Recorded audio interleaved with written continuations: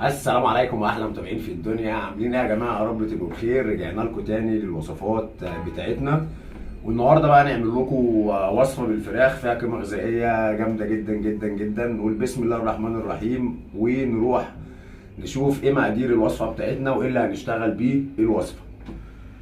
معانا اول حاجه دي السلطه بتاعتنا، معانا بنجر، طماطم، خس، كابوتشا، جزر، فلفل الوان وخيار. الطبق التاني معانا حبايه من البطاطس، حبايتين بصل، فلفل اخضر، فلفل الوان. معانا هنا ده نص كيلو صدور فراخ، هنوريكم هنقطعها ازاي وهنشتغل بيها ازاي. معانا نص كيلو رز متنقي ومغسول ومتصفي زي ما انتم شايفين. معانا هنا زبده نباتي. التوابل بتاعتنا ملح، فلفل، و توابل فراخ. نقول بسم الله الرحمن الرحيم ونروح نشوف مع بعض هنشتغل الطريقه ازاي.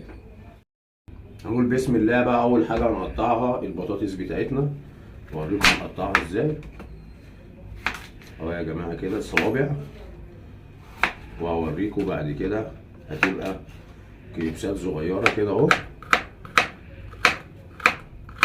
لان احنا مش هنسلقها، هنديها صدمه بس.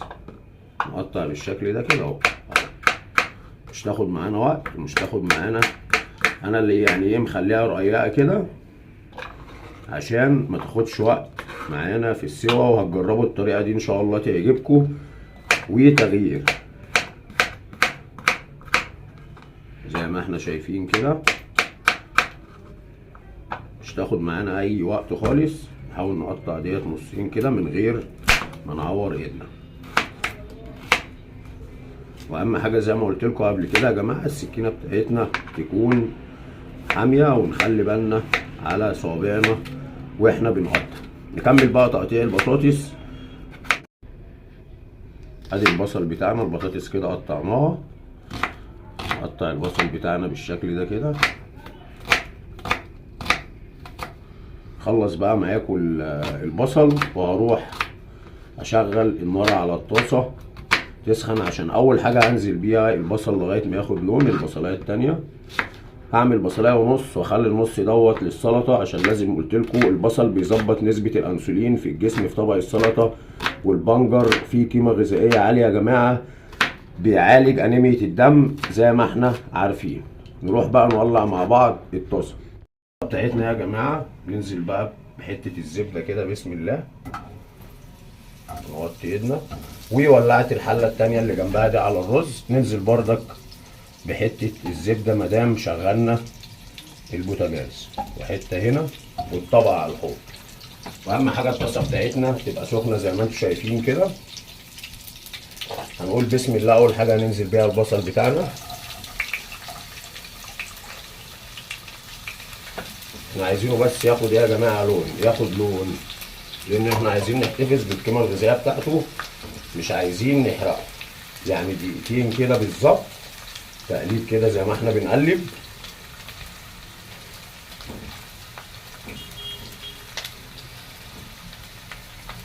ونوطي عليه عشان ما يتحرقش بس كده. وهنا الزيت بتاعنا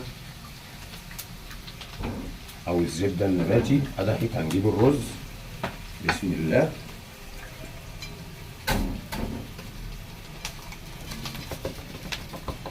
ونديله التقليبه الجميله بتاعته.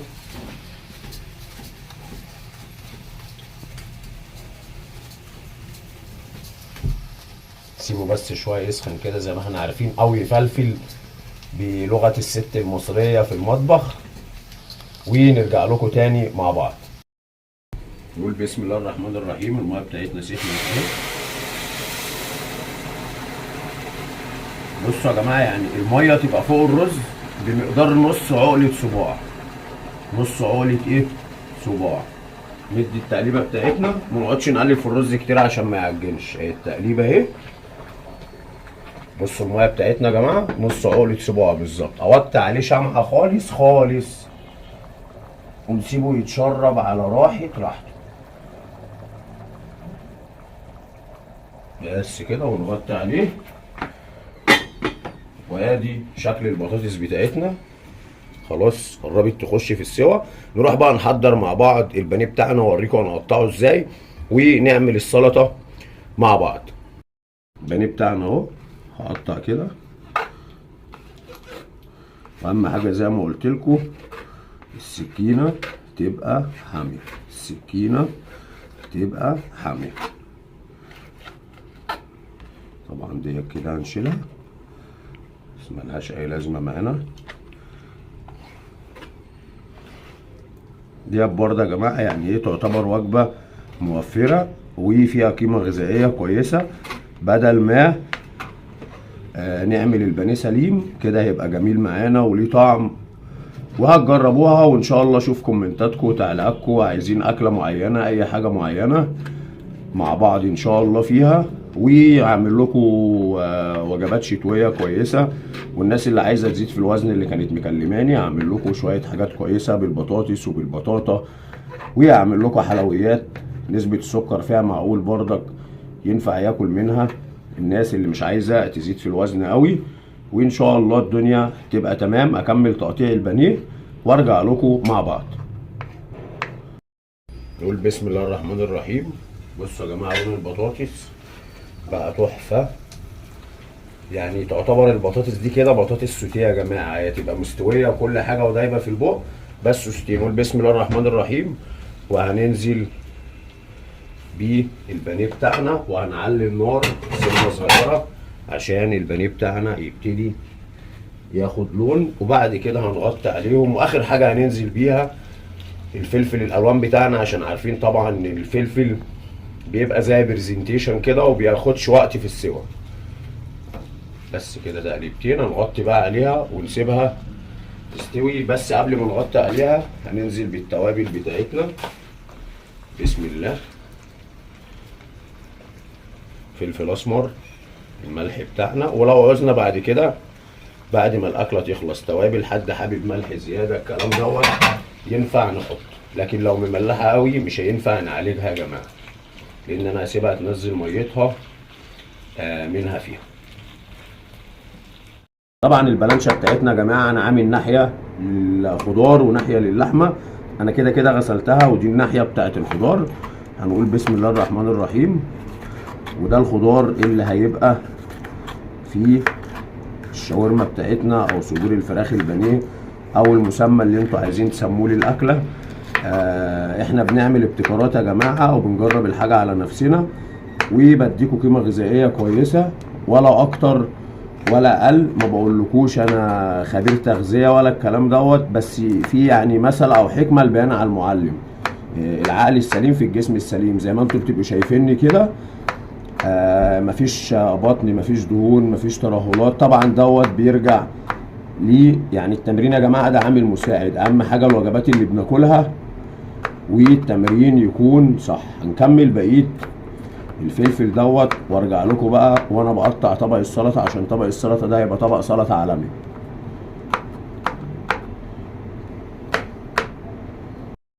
بص بقى، بص على الرز يا جماعه والاحترافيه بتاعت بيسو. بصوا الرز اهو، ولا معجن ولا مفرول فوق زي تحت. سيبه بردك يكمل التشريب بتاعه ونرجع لكم. بصوا اللون والفلفله شغل فاخر من الاخر. نبتدي بقى بالسلطه بتاعتنا. كابوتشا جميله كده. طبعا يا جماعه انا بعمل طبق سلطه كبير لان انا بحتاج السلطه بالليل قبل العشاء بردك، فانتوا عايزين تقللوا الكميه مفيش اي مشكله. بسم الله. انا بعمل سيرفيس كده هوريهولكم.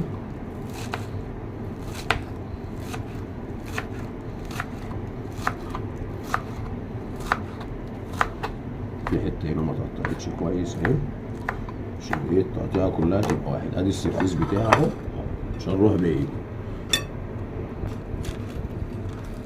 مش عايزه بقى، مش حابه تحطي خس كابوتشا وحابه تحطي خس بلدي، ده موضوع كل واحد. نخش بقى على الجزر بتاعنا. بسم الله.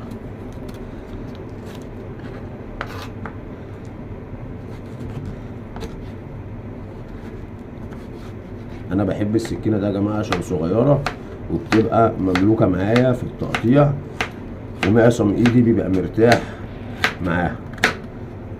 ادي الجزر بتاعنا، وطبق سلطه بقى فيه قيمه غذائيه مش عايز اقول لكم، هتجربوه بالطريقه دي وبالذات البنجر. الجزر طبعا معروف بيقوي النظر، وجهة جزر حسن بيسو.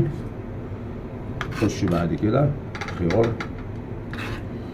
في السريع، كله في السريع يعني مش عايز اطول عليكم الفيديو. كمل طبق السلطه واوريكم الشكل النهائي بتاعه في الاخر.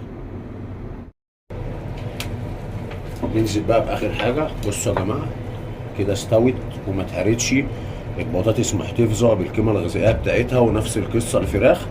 ننزل بقى باخر حاجه الفلفل بتاعنا، 3 دقايق بالظبط على النار ونفصل. نتقابل بقى يا جماعه عند الغرف. كده بقى يا جماعه زي ما احنا شايفين، ادي الشاورما بتاعتنا والبطاطس والفلفل الالوان والرز بتاعنا، وادي طبق السلطه. ندوق بقى مع بعض كده، نطلع بالكاميرا فوق كده وندوق، نقول بسم الله وهو الاكل لسه موحوح كده.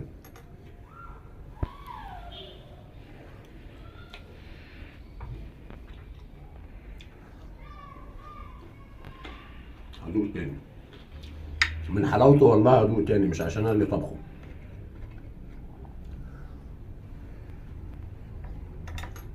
كده انا هاكل معاكم الطبق وانا واقف. بصوا بقى يا جماعه نجرب الاكله ديت بالطريقه ديت، وان شاء الله تعجبكم حته بنجريه بس عشان انيميه الدم. مستني كومنتاتكم وتعليقاتكم، والناس اللي محتاجه دعم تسيب لينكات قنواتها، القناه اللي فيها محتوى ان شاء الله هندعمها ونقف جنبها. ولو محتاجين اكله جديده وصفه جديده اكتبوا لي في الكومنتات. اشوفكم على خير، احلى اخوات واحلى متابعين واحلى ناس في الدنيا.